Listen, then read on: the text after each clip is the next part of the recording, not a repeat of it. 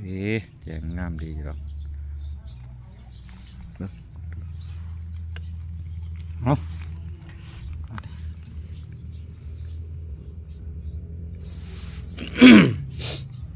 เอามาเพื่อนมือใหม่เฮาสีมาแนะนำวิธีพี่น้องการตรวจสอบคลิปเรียวเนาะที่ว่าติดลิขสิทธิ์ว่ากวดคือจังไดกดอื่นเฮาก็เข้ามาหน้า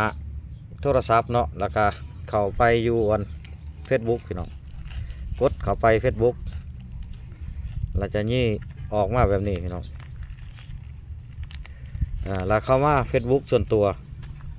โปรไฟล์ส่วนตัวแล้วก็จะมาในหน้านี่พี่น้องนี่มาหน้านี้แล้วเขาก็เลื่อนขึ้นมาเนาะเลื่อนขึ้นมาแล้วเขาจะเห็นคำว่าเพิ่มเติมเนาะถ้าบ่ท่านก็กดเบิ่งใหม่แล้วพี่น้องเนาะเห็นเพิ่มเติมแล้วจะมาเห็นคลิปเรียวรูปภาพงานกิจกรรมบางนายแปลมันแล้วนะกิจกรรมแปลมันจะกระปือแล้วก็ลูกมันออกลูกเมียมออกลูกเนาะเดี๋ยวย้อนขึ้นก่อนบาทหนึ่ง แปลจะสาทั้งนั้นอยู่ทั้งหมดแปะพร้อมตำรวจเขามาโปรไฟล์ส่วนตัวกินน้องสาวสิแล้วก็เขามาเพิ่มเติมแล้วก็เขามาเลี้ยวโอเคแล้วก็มันก็ออกจะมาเป็นรูปอัลบั้มของเขาเนาะอัลบั้มรูปของเขาที่เขาลงเขาอยู่คู่ว่าตัวใดมันติดลิขสิทธิ์เนาะเขากลับมาเบิ่งอยู่เมนูตัวนี้มันจะมีบันทึกไว้แล้วก็ถือใจไว้แล้วก็มีแซ่แล้วแล้วก็มีกาลำโพงตัวนี้พี่น้องกาลำโพงแล้วก็ต้องตรวจสอบเนาะก็กดว่าบนนี้มันจะเห็นตัวใดติดลิขสิทธิ์พี่น้องนี่พี่น้องคลิปที่ติดลิขสิทธิ์พี่น้องติดเสียงเพลงหรือว่าผิดกฎซุ่มซ่นกฎระเบียบของ Facebook เนาะพี่น้องเนาะจะมีออกมาแบบนี้เนาะคือพร้อมตำรวจหน้าตามันนี่แหละพี่น้องคลิปจะมีติดลำโพงสีแดงพี่น้องแม่นอันตรายตัวนี้มันมีแทงน้ำอยู่ทั้งเนาะถ้าเฮาจะแก้ไขเฮาบ่อยากลบคลิปนี่เฮาก็แก้ไขตามคำแนะนำของเขาก็เขียนบอกว่าเสียงในคลิปเดียวเหล่านี้ไม่สามารถใช้งานได้เนื่องจากการเปลี่ยนแปลงลิขสิทธิ์เพลงคุณสามารถใช้เคสใหม่แทนเสียงในคลิปเดียวเหล่านี้ได้หรือว่าเฮาสิไปเอาภาพแนวอื่นหรือว่าเอาเสียงแนวอื่นเขามาใส่เนาะที่ว่าเป็นเสียงในเครื่องบ่ที่ทาง Facebook เพิ่นอนุมัติให้หรือว่าเป็นเสียงเขาพากเองหยังก็แล้วแต่เนาะอันนี้มันวิธีการตรวจสอบคลิปเรียวที่ว่าผิดกฎชุมชนเนาะผิดกฎระเบียบติด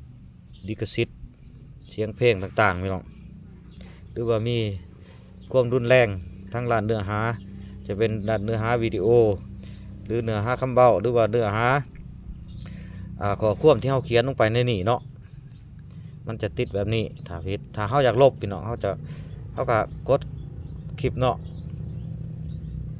มันจะออกมาในนี้พี่น้องมันจะออกมาปิดคลิปเท่านี้เขาก็มากด3ขีดนี้เนาะ3ขีดนี้มันก็ออกแบบนี้พี่น้องเขาก็เลื่อนไปเบิ่งก็เลื่อนไปเขาจะเห็นคำว่าลบพี่น้องเนาะคำว่าลบเขาก็ต้องลบออกตัวนี้โดดนี่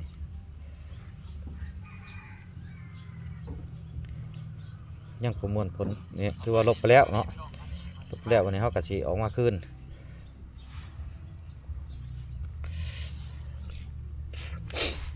ลบบ่ได้บ่จักบ่ได้เบิ่งเมื่อกี้นี่ทำไมยันบ่เฮ้ยยังคือออกมาตัวนี้ยังนี่เอาแล้วโอ้ก่อนมันสมเป็นแนวนี้วะมันจะรอนะคะเอาแล้วลงกูเลยดิJam rehatnya 30 menit, 10 menit makan, 10 menit tidur, 10 menit menggosip. Jam rehatnya 30 menit, 10 menit makan, 10 menit tidur, 10 menit menggosip. ลิ hanya ขสิทธิ์ 30 menit 10 menit makan 10 menit tidur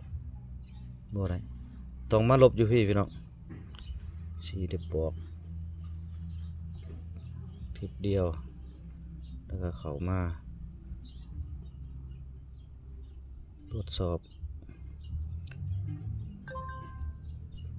นี่มันลบออกแล้วพี่น้องเรียบร้อยเนาะลบแล้วคลิปหนึ่งเราจะมาลบเป็นคลิปที่สองนี่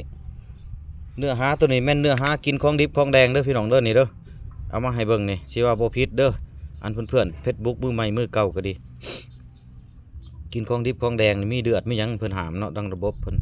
ทางกฎชุมชนเพิ่นนี่แหละติดลิขสิทธิ์สิออกให้เบิ่งบาทนึงเด้ออันบ่เชื่อนี่ตัวนี้ในคลิปนี้นี่คลิปตัวนี้พี่น้องกินดิบกินแดงนี่มีหัวหน้าใหญ่เพิ่นเสือลายๆฮะย้วนบักจูที่เขากิน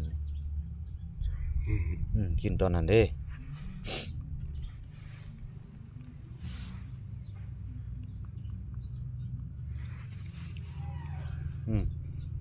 อดวิวก็ขึ้นดีอยู่นี่853ครับตัวนี้ก็1,100นี่ติดลิขสิทธิ์เบิดนี่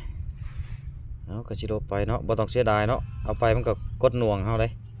มันจะทำให้ช่องเฮามันมีปัญหาเนาะปิดกั้นการมองเห็นต่างๆพี่น้องนี่ขึ้นมาแล้วปุ๊บนี่ลบนี้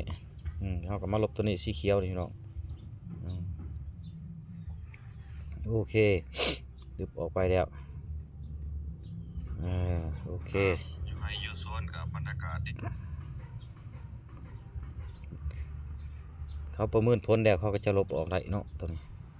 อันนี้ลบแล้วเขาก็เข้ามาเบิ่งไหมเข้ามาเบิ่งไหมมันจะลบได้หรือบ่